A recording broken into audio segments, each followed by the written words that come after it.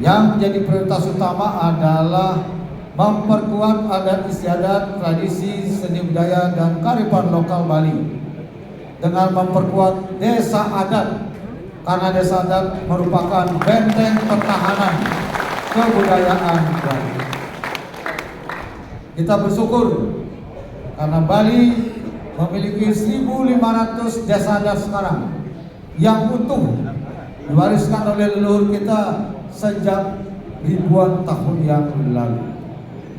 Dan kita bersyukur hanya Bali yang masih memiliki desa adat yang utuh di Indonesia seperti sekarang ini.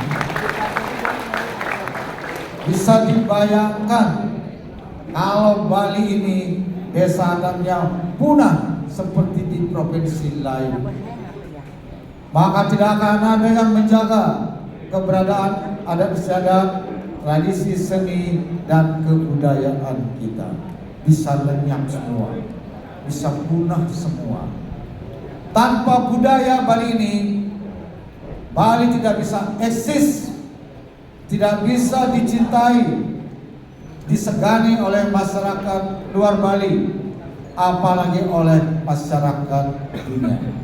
Itulah sebabnya budaya di Bali ini harus kita jaga dengan sekuat-kuatnya, dengan konsisten, dengan prinsip-prinsip yang kuat. Tidak boleh kita lalai menjaga adat istiadat, tradisi dan kebudayaan kita.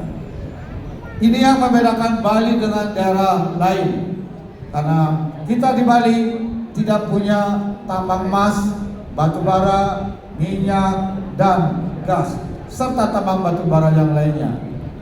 Kalau daerah lain punya sumber daya alam yang begitu kaya, tiap hari dikeruk, lama-lama habis. Nggak nyampe ratusan tahun habis. Yang tinggal itu adalah masalah lingkungan. Kalau kita di Bali, budaya ini bukan aset fisik, aset non fisik. Itu digeluti oleh masyarakatnya di desa adat maupun juga komunitas masyarakat. Maka sepanjang masyarakat kita tekun menjaga ini, dia tidak akan pernah habis. Parkirnya sudah bagus. Tahap berikut, pandangannya harus bagus. Tahap berikutnya lagi di periode kedua, jalan ke Besakih harus bagus. Mengapa ini harus kita restorasi? Karena Pura Besakih ini merupakan pusat spiritualnya Bali yang sangat kuat, yang membuat Bali ini punya aura, tengek, dan memiliki daya tarik luar biasa. Tanpa Besakih kita nggak bisa seperti ini. Berkat pengangguran beliau lah kita bisa ada seperti sekarang ini, rahayu dan mendapat rezeki.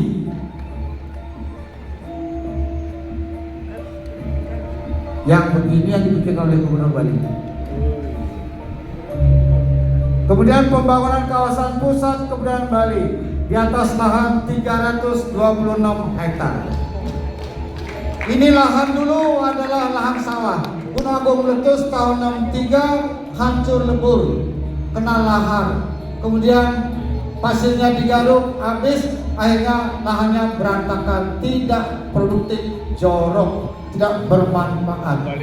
Tidak manfaatkan dengan membangun kawasan pusat kebudayaan Bali. Lahannya sudah dibeli oleh pemerintah Provinsi Bali, tidak oleh swasta. Ini menjadi milik Provinsi Bali. Kalau ini dimiliki oleh swasta seluas itu, kemana muka kita sebagai orang Bali? Ini yang harus kita jaga. Kalau swasta, malu kita.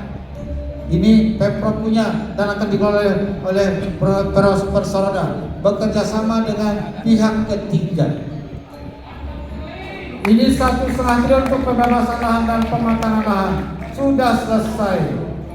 Periode kedua akan dibangun kawasan pusat kebudayaan Bali-nya, zona pariwisatanya, ada hotel, restoran, ada convention, ada UMKM, ada wahana ekspor, dan semuanya akan tersedia di sini.